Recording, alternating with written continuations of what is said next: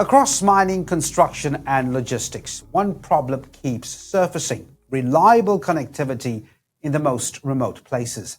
In fact, only a fraction of mining sites report always having reliable communications, and that gap undermines everything from safety to efficiency.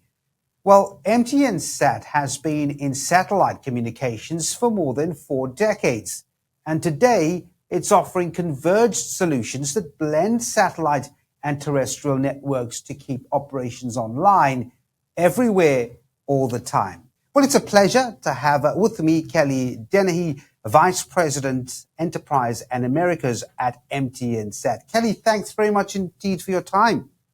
Absolute pleasure to be here, Devin.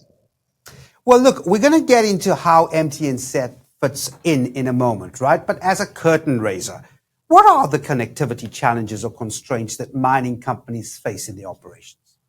Well, it's a fantastic question, Devin, and I would say that they're relatively vast. You are dealing with rough and tumble areas, super remote, lack of infrastructure, and the cost to bring that high-speed infrastructure to the mining site is simply insurmountable. So you're dealing with high data usage software, high data usage machinery in an increasingly connected environment, and you do not have that pipeline able to get out to your remote sites. And so it's a very interesting space right now where the need for data is constantly rising, and the means of getting that data to the remote site is becoming more and more difficult. And I see it quite often with the companies or mining companies I speak to, right? I mean, their operations are in deserts, mountains, remote wilderness. Terrestrial networks, as you allude to, simply just don't reach them. How is MTN Sat closing that gap and ensuring reliability where others simply can't give it? Absolutely. And the simple answer is the LEOSat network. So low Earth orbit satellite, better known colloquially as Starlink these days, is simply the best ticket in town. With thousands of satellites in the constellation now, you can receive almost fiber levels of broadband internet in the most remote reaches of the world. And so by us utilizing that LEOSat constellation, piggybacking off of Starlink's signal, enhancing it with MTN's own offerings and suites of products, we have a pretty compelling product for those in the remote usage industries. Mm-hmm. You alluded to it in your first answer. I mean, we often hear that downtime in remote operations can cost millions in lost production and even put worker safety at risk. And I think that's an important one. So what difference does always-on satellite connectivity make to preventing those losses? Yeah. When I'm speaking to my clients in the industry, I'm shocked at how standard and expected long-term outages are. They're simply planning business around the given fact that out of a work week, you might have a 20% downtime. It's not safe. The waste is immense.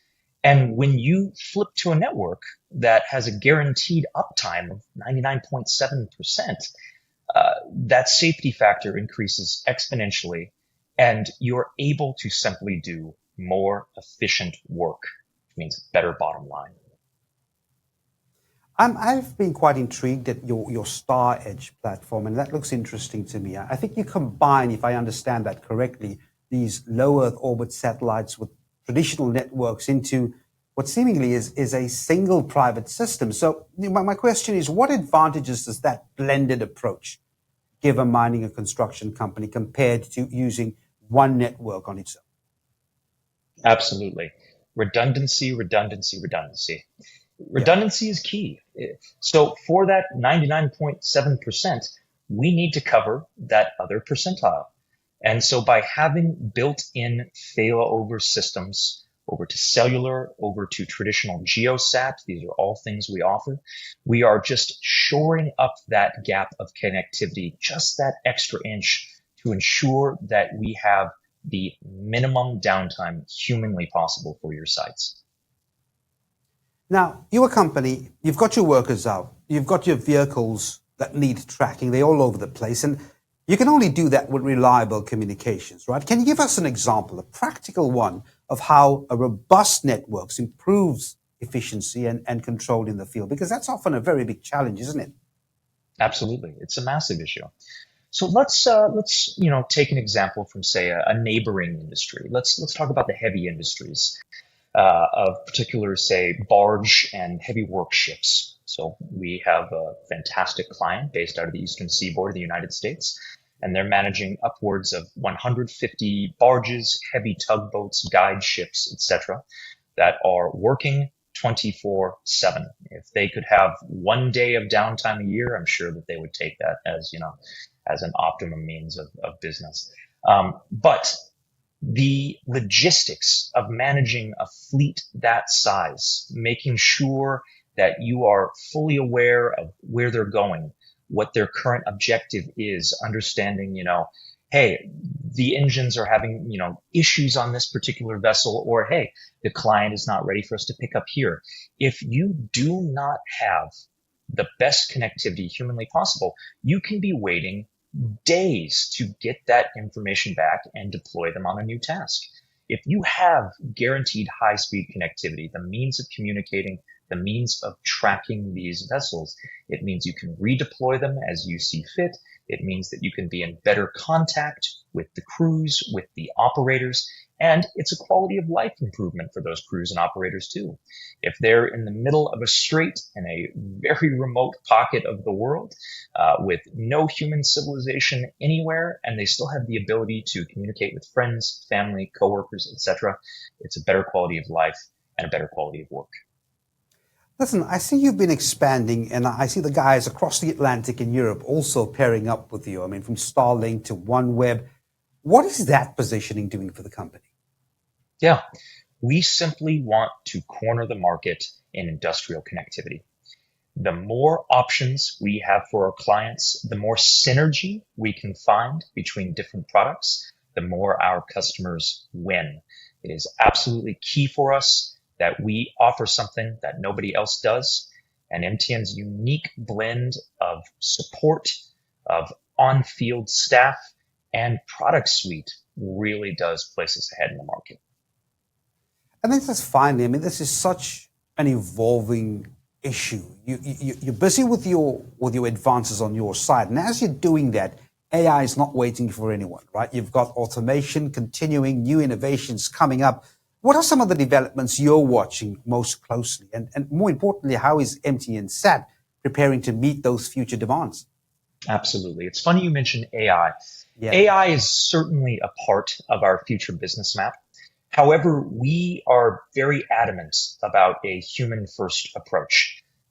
When people say, hey, what sets MTN apart from, say, just going direct with Starlink?